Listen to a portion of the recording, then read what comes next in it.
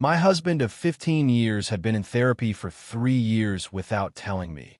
I found out from a notification on the family calendar. What he told me when I asked changed what I thought I knew about our marriage. There are secrets that are not betrayals, that do not come from a place of deception or intention to harm, that come from something more like the privacy someone decided they needed, and that over time became increasingly difficult to name because every week that passed without saying it made the conversation more complicated than the week before. My husband had kept one of those secrets for 3 years, not because he did not love me, not because there was something to hide in the sense of betrayal, but because he had made the decision that he needed a space to process things and that space was going to be his before it was ours. And over time, that space had become so much his that he had not known how to open it until a family calendar notification opened it for him. My name is Isabella. I am 44 years old. I am a university literature professor, and I have been married for 15 years to a man named Tomas, who is 46, who is an architect, and who is the father of my 2 children, Martine, who is 16, and Clara, who is 14.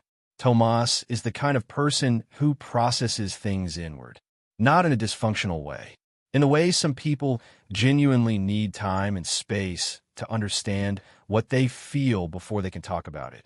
I had known this since I met him.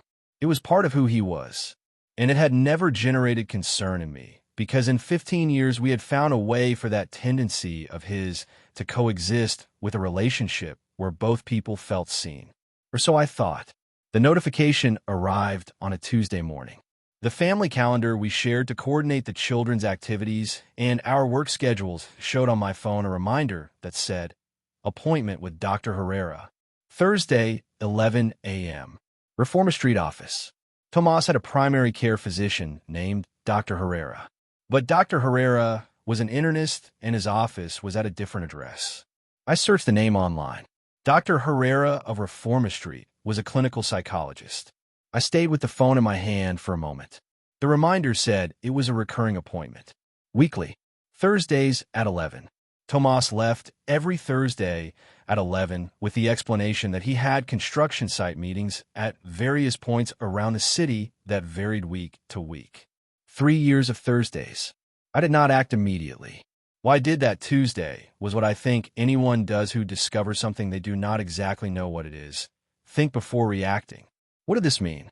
It can mean many things. A crisis Tomas had been processing without telling me. Something related to his work or his parents he had decided to carry alone. Something related to our marriage he had not known how to tell me. Something related to himself that was completely his and that perhaps he had never intended to share. I did not know which of those it was, and could not know until I asked him. I waited for him to arrive that evening. The children were in their rooms. I made dinners always. We ate talking about ordinary things. And when we finished and the children went to do homework, I told him I had seen a notification on the family calendar. Tomas lowered his eyes to his plate for a second before raising them. That second told me he knew what notification I was talking about. I asked him whether he wanted to tell me what Dr. Herrera of Reforma Street was. What followed was the longest and most important conversation we have had in 15 years of marriage.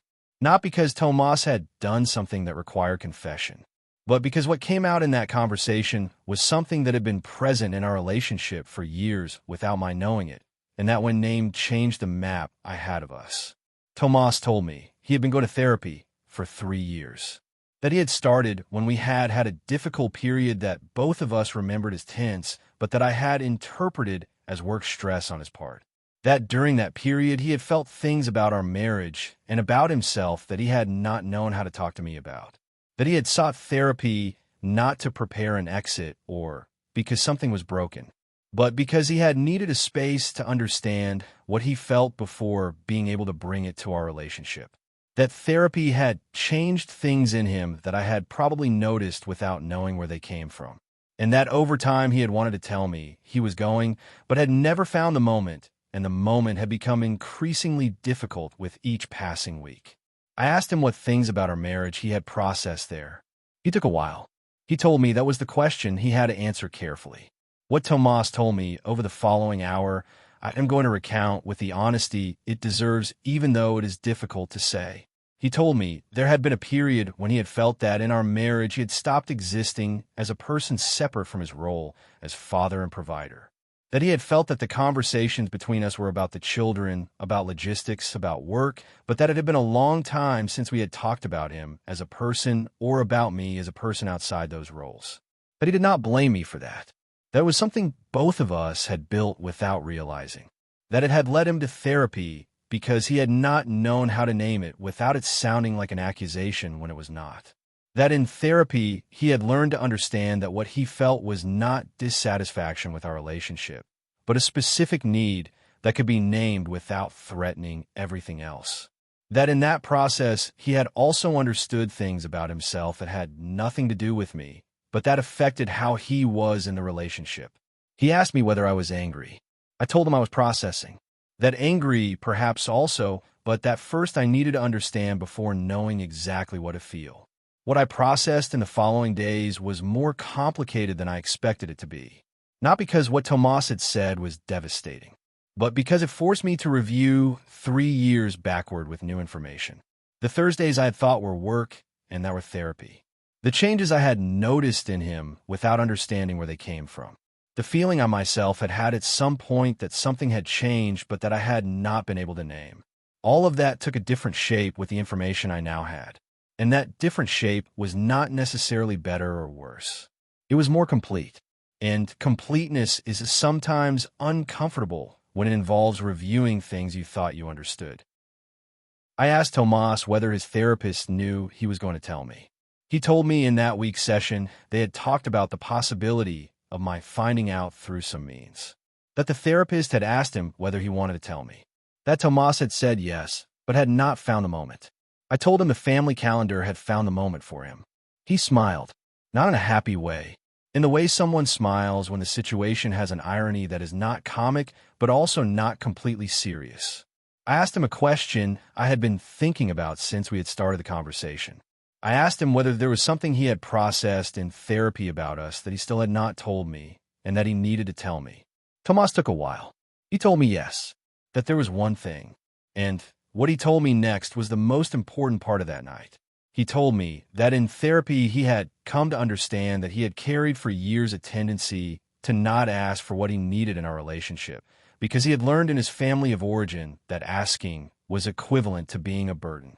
That this had produced in our relationship a dynamic where I made more decisions and he followed more than either of us had consciously chosen. That it was not my responsibility to have noticed that it had been his work to have named it earlier. That therapy had given him the tools to name it. That what he needed from me was not for me to fix it, but for me to hear it. I heard it. And when he finished, I told him something that in that moment was true and continues to be. I told him that what he had told me changed things I had understood a certain way about 15 years of marriage. That I needed time to process that. That the fact that he had gone to therapy without telling me was not what weighed on me most. What weighed on me most was that he had carried that for years without my having seen it. Not because it was my responsibility to see it, but because it mattered to me.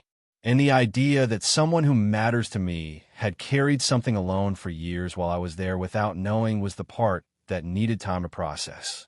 Tomas looked at me. He told me that was exactly what he had been trying to figure out how to tell me for 3 years. What followed was a process that has not yet finished. I proposed couples therapy. Tomas said yes immediately. We started 2 weeks later with a therapist neither of us had known before. The sessions have been the most honest conversations we have had in 15 years. Not because we were not honest before, but because we had new language for things that had always been there, but that we had not known how to name precisely. The marriage we have now is different from the one we had before that Tuesday. Not because it was broken before, but because what we build after has more visible layers. And visible layers, though sometimes uncomfortable, are the ones that sustain something real. What I want you to take from this story has parts for different people. For those who recognize themselves in Tomas's position, individual therapy is yours. You have no obligation to share it with your partner. But if in that therapy you process things about your relationship that affect how you are in it, at some point the information that belongs to both of you needs to reach both of you. Not because therapy stops being yours, but because relationships that matter are nourished by communication of the things that matter in them. The right moment for that conversation almost never arrives on its own. It has to be created, and creating it almost always costs less than 3 years of solitary carrying. For those who recognize themselves in Isabella's position, discovering that your partner has been processing things about their relationship with you in a space you did not know existed can feel like exclusion.